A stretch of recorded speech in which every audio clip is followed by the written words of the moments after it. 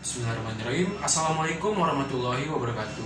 Selamat pagi Bapak Dr. Rizal Hendy Ristanto selaku dosen pengampu dari mata kuliah Seminar Pendidikan Biologi. Selamat pagi juga kepada Bapak Ibu guru, Bapak Ibu dosen dan juga teman-teman semua yang saya banggakan. Perkenalkan, saya Muhammad Fauzan selaku mahasiswa Pendidikan Biologi Fakultas Matematika dan Ilmu Pengetahuan Alam Universitas Negeri Jakarta. Nah, pada kesempatan kali ini saya akan membawakan atau menjelaskan sebuah analisis jurnal internasional dan nasional dalam rangka memenuhi tugas dalam mata kuliah Seminar Pendidikan Biologi.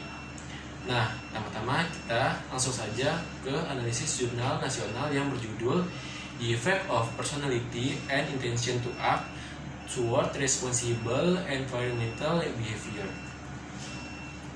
Nah, berikut ini adalah sumber artikel yang saya gunakan pada analisis jurnal kali ini.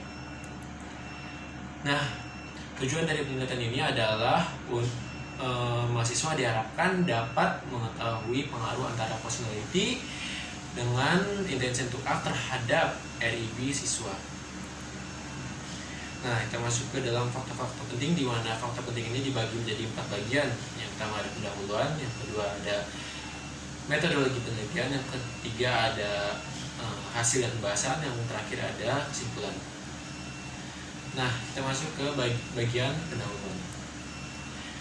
Nah, masalah lingkungan telah menjadi masalah yang sedang trending topik saat ini, di mana masalah lingkungan ini sudah hampir terjadi di semua negara, mulai dari negara-negara yang ada di benua Eropa, Asia, Afrika, bahkan Amerika.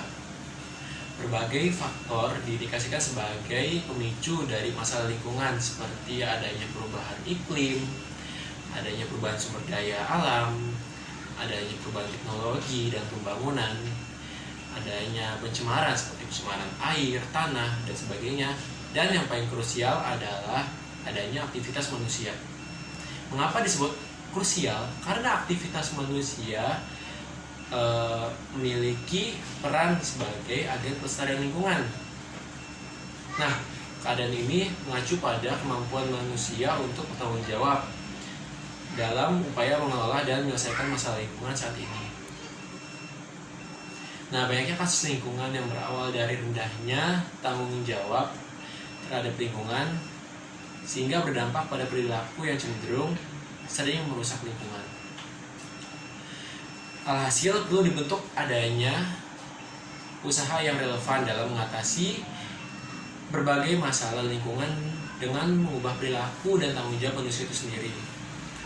Dari berbagai aspek, pendidikan diidentifikasikan sebagai salah satu upaya yang sangat efektif untuk menumbuhkan sikap dan tanggung jawab terhadap lingkungan. Penguatan kepribadian melalui pendidikan diidentifikasi mampu membentuk dan menumbuhkan nilai-nilai tanggung jawab lingkungan di masyarakat. Model pembelajaran berbasis lingkungan saat ini telah banyak diterapkan. Nah, model ini mengasumsikan bahwa hubungan linear antara sikap dan perilaku, yang mana sikap positif akan selalu mengarah pada perilaku yang positif. Penelitian yang dilakukan oleh Heinz et al. Pada 1987 mengungkapkan bahwa perilaku tanggung jawab lingkungan atau REB ditentukan oleh faktor situasional, diantaranya yaitu personality dan intention to act. Maka dari itu, peneliti bertujuan untuk mengetahui sejauh mana pengaruh personality dan intention to act terhadap responsible environmental behavior siswa. Selanjutnya kita beralih ke metodologi penelitian. Nah, metode yang digunakan yaitu berupa survei kausal. Untuk sampel penelitiannya itu adalah seluruh siswa jurusan MIPA dari SMA Negeri Insan Cendikia Madini.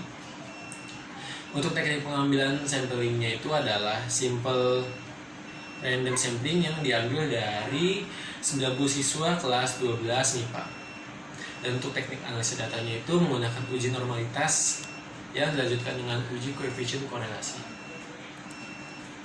Nah, sekarang kita masuk ke bagian hasil dan pembahasan.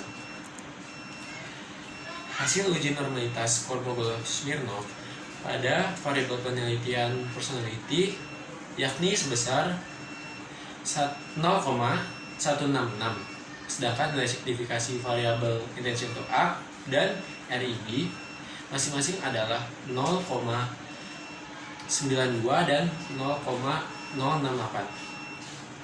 Dengan demikian, nilai signifikasi ketiga variabel tersebut melebihi 0,05, yang mana dapat diartikan bahwa data tersebut berdasarkan dari populasi yang distribusi normal. Berdasarkan hasil uji signifikasi persamaan regresi antara personality dengan intention to act menghasilkan F hitung sebesar 3,921 dengan nilai signifikansi di bawah 0,05. Dengan demikian, persamaan tersebut merupakan variabel yang signifikan dan terdapat pengaruh antara personality terhadap intention to act. Hasil serupa juga kita lihat dari persamaan regresi antara intention to act terhadap RIB dan personality dengan RIB. Hasil uji signifikansi intention to act terhadap RIB menghasilkan nilai F hitung sebesar 2,592 dengan nilai signifikansi 0,004.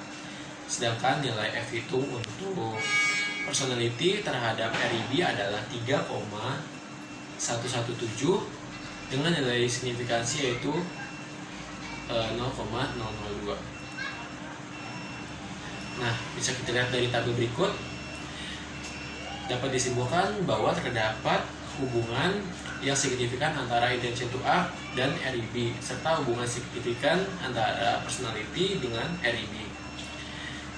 Nah, berdasarkan hasil uji korelasi pada tabel, variabel personality dan intention to act memiliki paired coefficient sebesar 0,386 dengan nilai signifikan yaitu di bawah 0,05, sehingga nilai korelasi antara personality dan intention to act adalah signifikan. Berdasarkan hasil PET analisis didapatkan bahwa nilai T hitung yang dihasilkan yaitu 3,921 lebih besar dari T tabel yaitu 1,662, sehingga variabel intention to act secara langsung dipengaruhi oleh personality.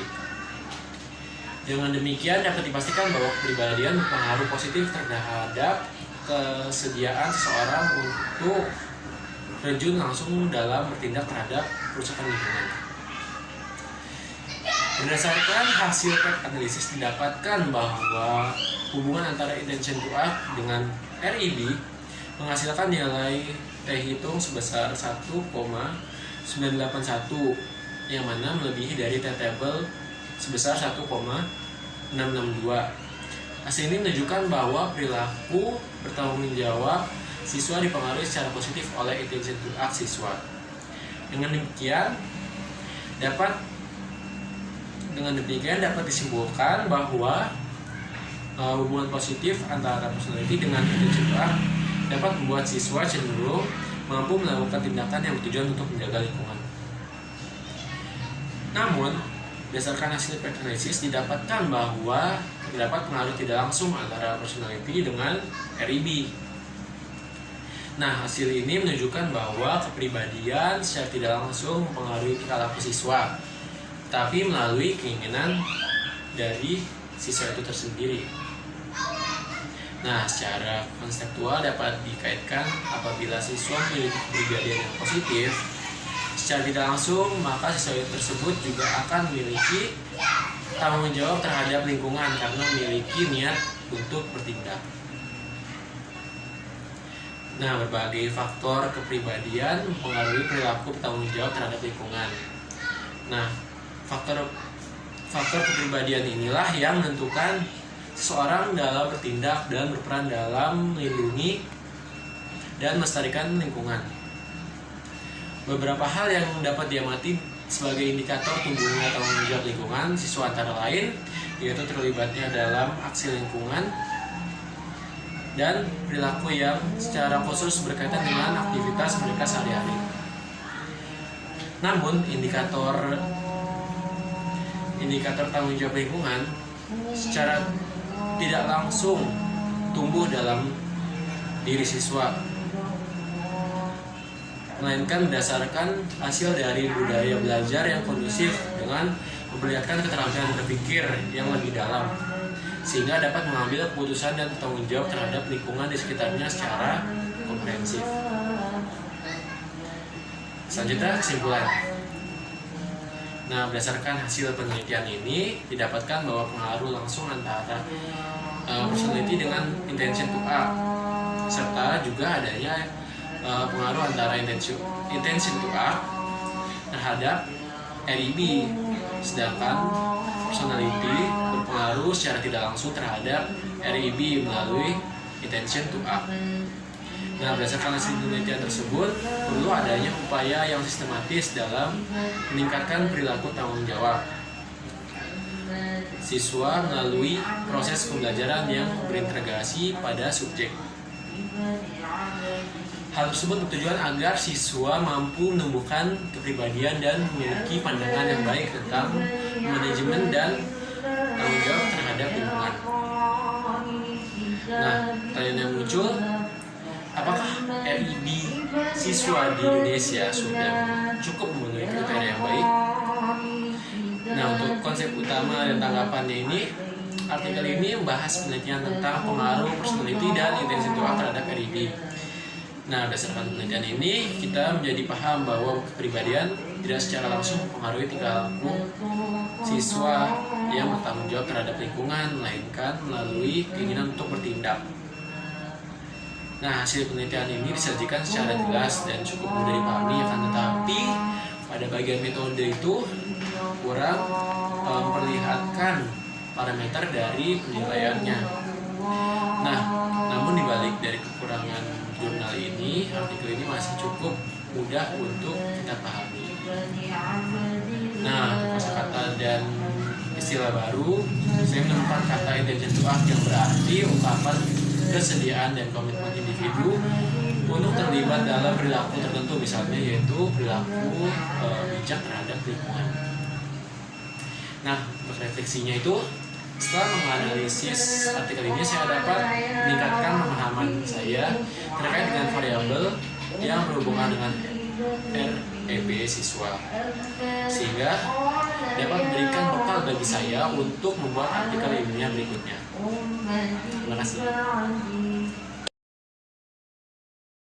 Baik, kita lanjut ke artikel yang kedua, yaitu artikel internasional yang berjudul Evaluating Meaningful Watershed Educational Experiences and Exploration into the Effect on Participating Students, Environmental Stewardship, Characteristic, and the Relationship between this Predictor of Environmentally Responsible Behavior. Selanjutnya, ini merupakan sumber artikel yang saya gunakan. Selanjutnya, tujuan dari analisis artikel ini adalah mahasiswa diharapkan dapat mengetahui hubungan antara environmental stewardship karakteristik dengan responsible environmentally behavior siswa. Nah, fakta-fakta penting ini dibagi menjadi 4 bagian, yaitu pendahuluan, metodologi penelitian, hasil dan bahasan, dan terakhir kesimpulan. Kita masuk ke bagian pendahuluan.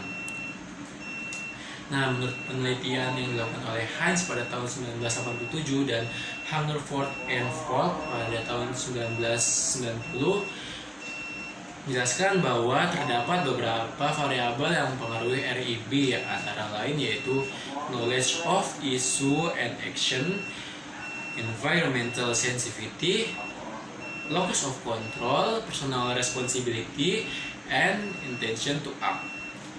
Knowledge of issue and action mengacu pada kesadaran dan pemahaman individu terkait masalah lingkungan dan bagaimana cara mereka terlibat dalam tindakan yang mengatasi masalah tersebut.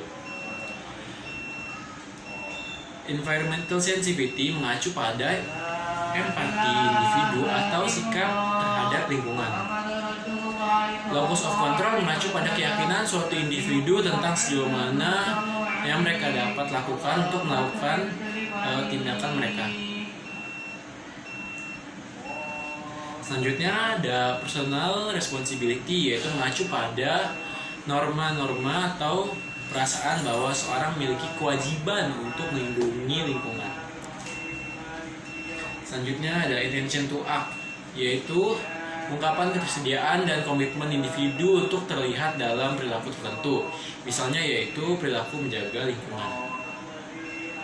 Selanjutnya ada knowledge of ecology, di mana knowledge of ecology ini mengacu pada pemahaman individu tentang ekologi dan berkaitan dengan konsep atau prinsip lingkungan alam. Nah, penelitian ini dilakukan untuk mengevaluasi keefektifan program pendidikan dan pelatihan daerah aliran sungai atau BWED yang dikelola oleh National Oceanic and Atmospheric Administration atau NOAA. Nah, salah satu programnya yaitu adalah Meaningful Watershed Educational Experiences atau MWEE. Nah, MWEE ini bertujuan untuk mengajak siswa agar melakukan penyelidikan berbasis sains pada masalah lingkungan yang terjadi di daerah Teluk Cispek. Nah, berikut ini adalah lokasi dari Teluk Cispek, di mana lokasinya itu terdapat di benua Amerika bagian utara. Nah, parameter yang dijadikan bahan evaluasi pada permasalahan ini antara lain yaitu sudah sejauh mana NOAA Cispek BWED dalam mencapai misinya untuk mengembangkan RIB siswa melalui MWEE. Lalu bagaimana partisipasi siswa dalam program MWEE terhadap karakteristik program lingkungan siswa. Nah, serta bagaimana kualitas praktik pembelajaran dari MWEE. Nah, tujuan lain dari penelitian ini yaitu untuk mendemonstrasikan program MWEE dan mengevaluasi kinerja untuk membuat keputusan terkait program-program selanjutnya. Selanjutnya yaitu metodologi penelitian. Nah, jenis penelitiannya itu adalah kuasi eksperimental. Nah, untuk sampel penelitiannya itu adalah dari 1.345 anak dari 60 kelas jenjang pendidikan SD sampai SMA dengan komposisi yaitu 880 siswa dari 37 kelas yang mengikuti kelas MWEE dan sisanya yaitu 23 kelas lainnya yang tidak mengikuti MWEE. Nah, untuk teknik pengambilan datanya itu menggunakan metode pretest dan post-test berupa kuesioner yang meliputi karakteristik kepedulian lingkungan siswa dan bentuk praktik dalam MWEE yang dilakukan oleh siswa. Nah, untuk analisis datanya itu yaitu menggunakan koefisien korelasi interclass menggunakan SPSS versi 20. Nah, selain siswa, guru juga terlibat dalam penelitian ini. Nah, beberapa guru dari sekolah dasar dan menengah atas memberikan instruksi dan instrumen yang nantinya akan diberikan kepada siswa. Nah, sedangkan untuk kelas pembanding atau kelas yang tidak mengikuti MWEE, guru MWEE diminta untuk meminta sebuah bantuan kepada guru lainnya di sekolah lain untuk bersedia memberikan kuesioner kepada siswa yang tidak mengikuti program MWEE. Total terdapat 60 guru yang mengikuti yang berkontribusi dalam penelitian ini. Nah, selanjutnya kita masuk ke bagian hasil dan pembahasan. Nah, berdasarkan tabel ini dapat kita simpulkan bahwa penelitian ini yang berdasarkan dari program MWEE mengalami perubahan secara signifikan dalam 3 dari 8 variabel yang diukur. Nah, hal ini dapat dilihat berdasarkan nilai p-values pada bagian treatment. Nah, 3 variabel ini adalah knowledge of ecology, knowledge of environmental issue, dan knowledge of action strategies.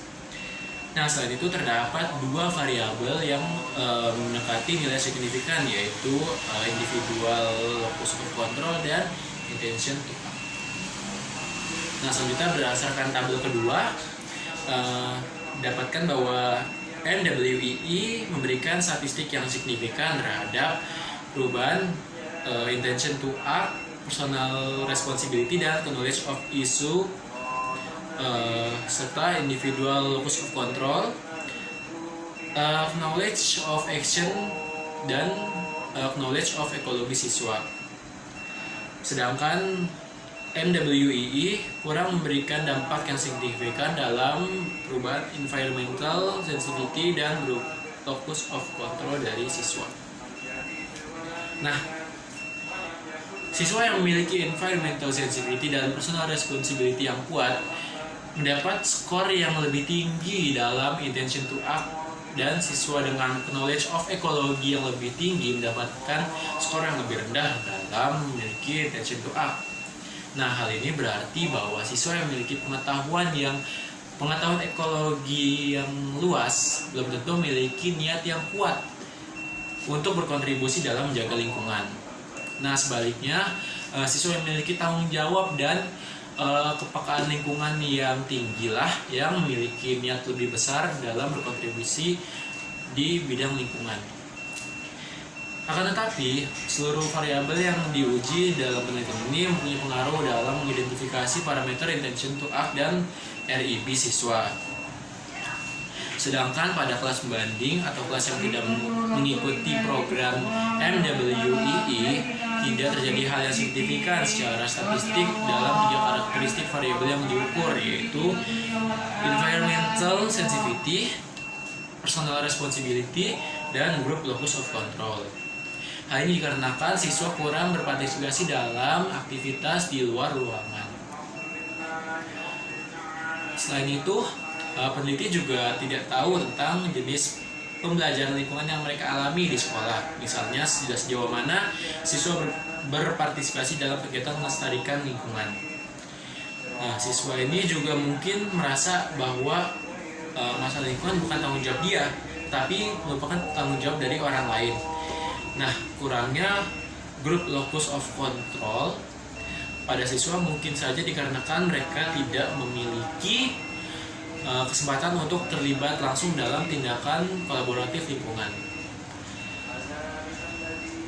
Namun, rasa tanggung jawab siswa dapat diperkuat dengan melibatkan mereka dalam proyek tindakan lingkungan atau dengan cara melakukan langkah-langkah pendidikan seks. Nah, kesimpulannya yaitu berdasarkan hasil penelitian didapatkan bahwa siswa yang berpartisipasi dalam MWEE dapat memenuhi karakteristik variabel yang dapat meningkatkan responsible environmentally behavior atau REB siswa.